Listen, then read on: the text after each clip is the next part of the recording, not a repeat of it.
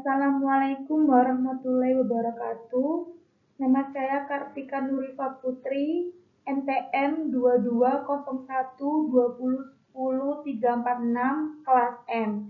Saya di sini akan menjalankan tugas ujian akhir semester Ekonomi Mikro. Di sini kita akan membahas tentang teori produksi, biaya produksi, dan kelebihan atau kekurangan pasar oligopoli.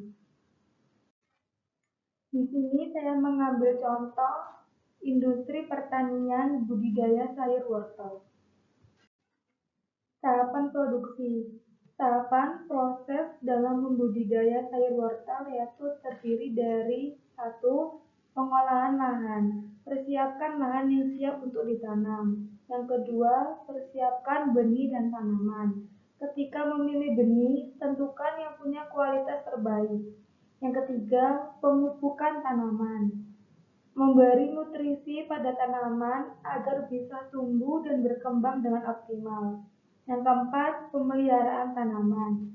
Pemeliharaan tanaman meliputi penyiraman, pemupukan, dan pembuahan. Yang kelima, pengendalian organisme pengganggu tanaman atau OPT, yaitu digunakan untuk mengurangi residu ketika tanaman dipanen. Dan yang terakhir, panen dan pasca panen adalah tahap akhir dari proses budidaya sayur wortel.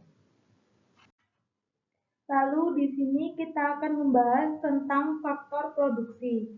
Di sini terdapat 4 faktor produksi di dalam industri budidaya sayur wortel.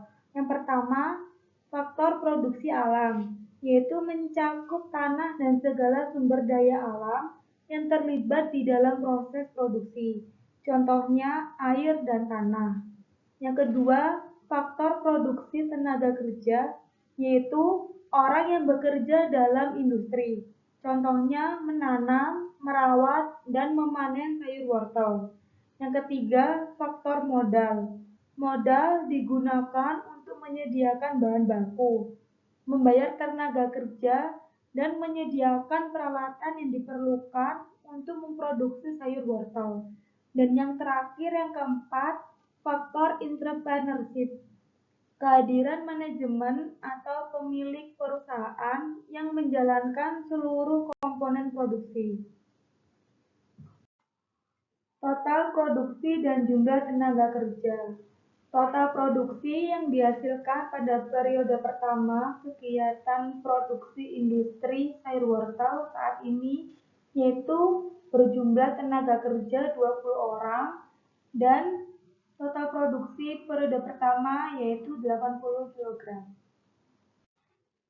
Di sini terdapat sebuah tabel yang terdiri dari tenaga kerja atau L, total produk atau TP, marginal produk atau MP, dan average produk atau AP. Seperti sebelumnya yang saya sudah jelaskan, tenaga kerja periode pertama saya mengambil 20 orang dan total produk sebesar 80 kg.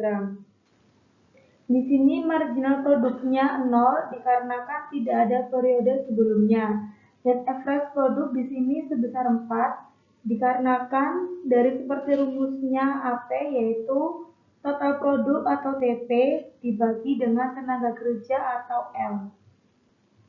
Lalu periode kedua dan sampai ke-6, tenaga kerja memiliki kenaikan sebesar 10%, sedangkan total produk memiliki kenaikan sebesar 15%.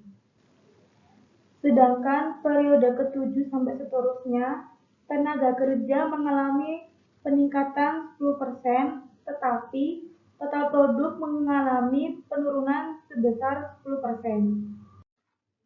Ini adalah bentuk kurva dari tabel yang sebelumnya sudah saya jelaskan. Titik garis yang berwarna biru melambangkan TP atau total produk. Titik garis yang berwarna merah melambangkan MP atau marginal produk. Dan titik garis yang berwarna hijau melambangkan average produk. Lalu di sini kita akan membahas tentang teori keseimbangan produsen. Keseimbangan produsen sendiri adalah kondisi di mana produsen berupaya memproduksi secara efisien dengan memaksimumkan tingkat produksi dan meminimumkan biaya. Kondisi keseimbangan produsen di industri saya ini, di mana tenaga kerja sangat mempengaruhi jumlah produk dan variabel lainnya, seperti grafik produksi sebelumnya, yang dihasilkan akan tetap dibilang batas maksimum dalam produksi ketika tenaga kerja ditambah lagi. Lalu di sini terdapat teori konsep biaya produksi marginal cost, average variable cost, dan average fixed cost. Marginal cost sendiri berarti pertambahan produksi yang dapat mempengaruhi biaya produksi. Average cost adalah harga rata-rata semua biaya produksi dibagi dengan banyaknya output yang dihasilkan. Average variable cost adalah biaya tambahan yang dibebankan untuk setiap unit output.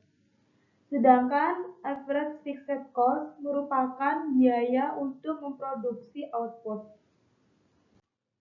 Selanjutnya yaitu kita akan membahas tentang decrease of return scale. Decrease of return scale adalah kondisi ketika proporsi peningkatan pada output produksi yang dihasilkan berada di bawah proporsi peningkatan pada input.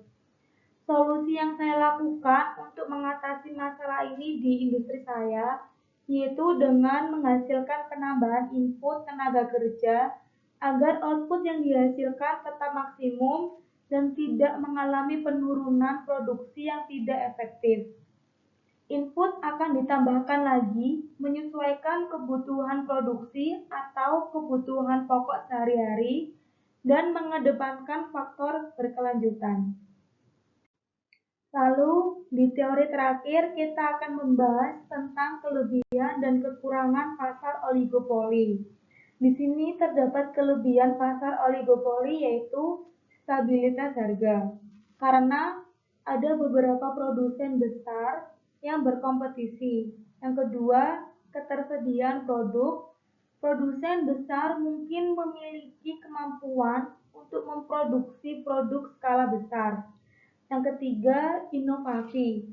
Produsen besar mungkin memiliki dana yang lebih besar untuk mengembangkan teknologi baru atau metode produksi yang lebih efisien.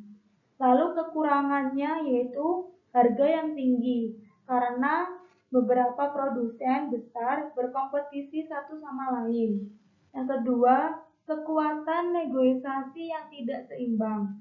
Produsen besar mungkin memiliki kekuatan negosiasi yang lebih besar dibanding dengan petani kecil.